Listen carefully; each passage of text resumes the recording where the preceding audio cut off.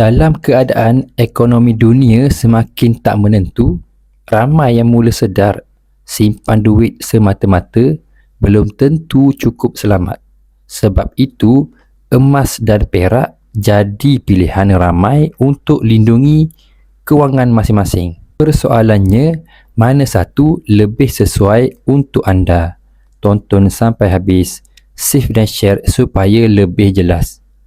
Emas biasanya dipilih untuk kekalkan kuasa beli jangka masa panjang.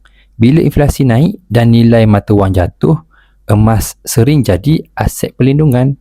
Sebab itu, ramai anggap emas protect value. Perak pula lebih murah dan mudah dimiliki, sesuai untuk mereka baru nak mula bina aset sikit-sikit.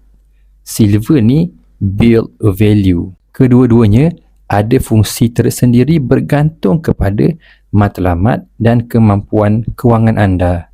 Di Public Gold, anda boleh mula simpan emas atau perak serendah 100 sahaja. Tak kisah mula dengan gold atau silver, yang penting mula bina tabiat menyimpan aset sebenar. Kalau nak tahu mana lebih sesuai ikut situasi kewangan anda, boleh isi borang sign up atau DM saya. Saya guide step by step nanti.